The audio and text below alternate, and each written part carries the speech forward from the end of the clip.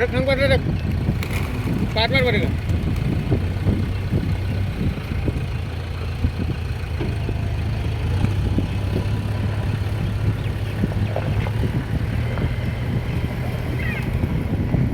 और का आउट ना